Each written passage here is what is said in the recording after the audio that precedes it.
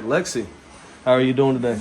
Good. This is KCTV. All right. This is Unveil Your Cloud, where we are transparent and honest and vulnerable. So, how are you doing today? Great. You doing good? Yeah, It's good. okay to be nervous. A It's little okay. bit nervous, like It's you okay. said. Yeah. Yeah, it's okay. So, I want to get into your full story. All Okay. right. Where are you from? Pamlico County. I was born in New Bern, raised in Pamlico. Been Okay. here my whole life, pretty much. Okay. What's it like growing up in Pamlico? It has its ups and downs. You know, there's nothing really to do around here. Party, you know, fish, swim, stuff like that. It's a good place for my kids to be, though. I feel like it's not too much trouble down here. You Like know. the country or Yeah. the county? The county, yeah. You know, I love where I live. With the kids they can do whatever they want. I can let them go outside. I don't have to worry about them. You know, I don't have to be looking out my door every 5 seconds. They can just do whatever they want, pretty much. Okay. So, what are you into? Cooking. I like to cook. Probably these cupcakes, you know, steaks. It varies. I love to cook. I love to bake. Grill. Okay. It's my thing. You grow up with mom and dad? Well, I was with my mom until I was like 4, I think, and then I moved with my dad. I might have been 5, and then I went with my dad, and I didn't see my mom again until I was 13. 13. No phone call, no letter, no mail, nothing for all those years. If you don't mind, what was that about? She was a drug addict. She Okay. was a drug addict. She pretty much gave all her kids up. She had, there were 6 of us. I had a twin who passed away when we were younger. But she had 6 of us. We all had different dads. You know, she was a struggling drug addict her whole life. That's how she passed away, was cause of addiction. My condolences. Yeah. It seems like that's one of the main things out here in the county. That you can pick up on a lot of drugs. Yeah. You know what I'm most saying? definitely. Yeah. Growing up, were you exposed to all of that? Yeah, pretty much my whole life I was exposed to partying, as you would say, drinking and, you know, smoking pot, doing coke, you know, stuff like that. You ever dib and dab? Did I deal with it? No, dib and dab. Did you ever try it growing up? Yeah. Well, yeah, I started sniffing coke when I was probably like 12. 12? Yeah, 11, 12. And I started smoking pot when I was like 10. What made you gravitate? Started drinking it when I was 8 with my dad. Yeah. So I drank for a lot of years with him.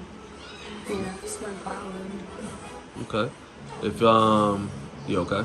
Yeah. Nah, I see you. Oh yeah, it's just a All thing. right. I'm just making sure. Yeah. What made you start at such a young age? What was going on? I guess I just wanted to be like everybody else around me. You know, I was always around older people, you know, adults. I didn't really have friends like, you know, my age, people that were, you know, I didn't really grow up as a child, I don't think. I think I had to grow up more faster than I should have, I would say. Okay. So what was it like growing up with a single father? That's something you don't hear about much. How is that? Well, he had a girlfriend. She was, she taught me a lot, I guess you could say, but she was horrible at the same time. Like, she was an addict too. You know, she done a lot of foul shit. You know, I had a problem. You know, pissed on the bed. I peed on the bed until I was like 14, and she like made me wear my pissy underwear on my head one time out in public. Yeah, she made me walk around Walmart in a t-shirt and a pull-up when I was like 10. So it was hard dealing with her a lot. You know, she was a bitch. She was like the real evil stepmom, kind of like in Cinderella years.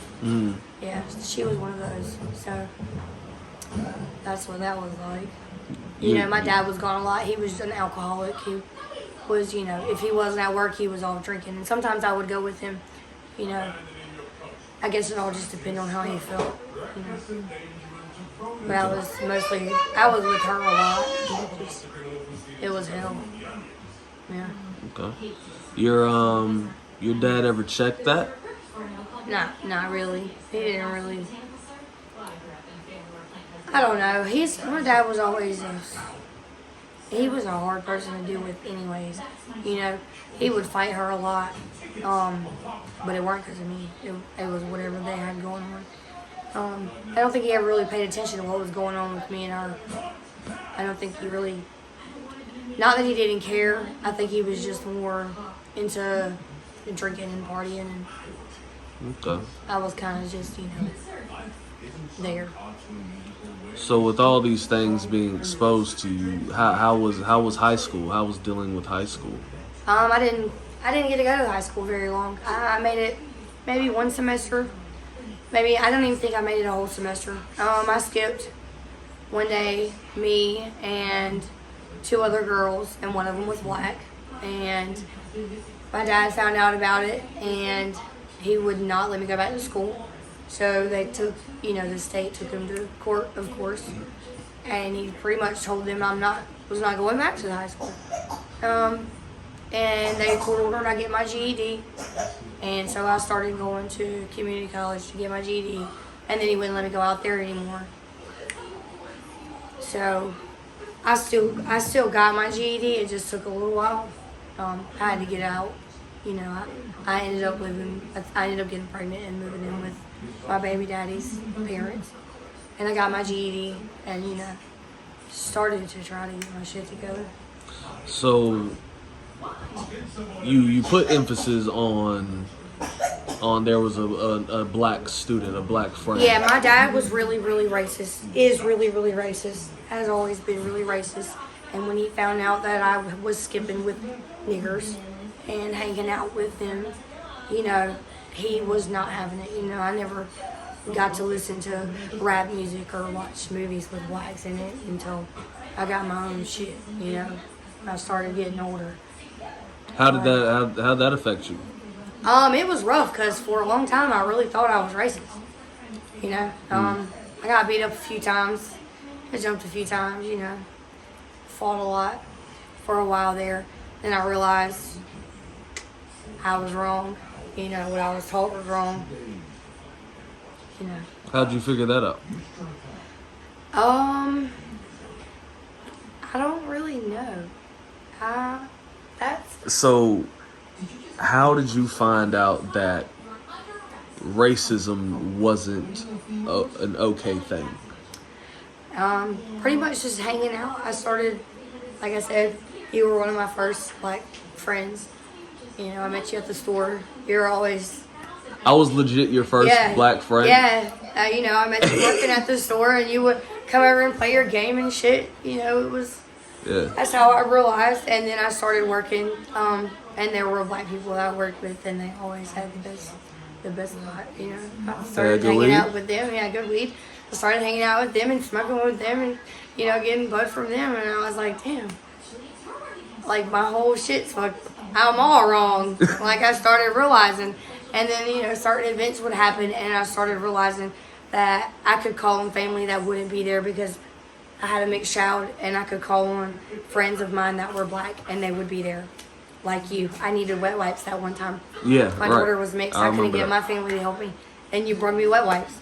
You know? Like, that really just changed my whole perspective on everything. Like, you know. Were you ever able to talk to your dad about that? Not really, no. See, and my first kid, she's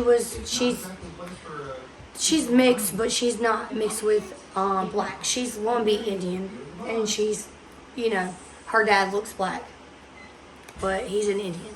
And my dad didn't care if it ain't white, it ain't right. So that's when I first got kicked out on my own, really, was when I got pregnant with her, because, you know, I got pregnant with a nigger. So, that's when I started realizing, you know, black people weren't, they would help me more Like I was having more black friends that were treating me like family than I was my own family. You know? Okay. Yeah. Damn, I'm your first black friend for real? Yeah. Yeah, you were my first black friend. Thank you so much. I wouldn't be able to do what I love if it wasn't for you listening or watching. So if you like what I'm doing here, there's more right here. And if you love what I'm doing, you can subscribe right here and never miss a cloud. Don't forget, you can't heal what you don't unveil. Thank you.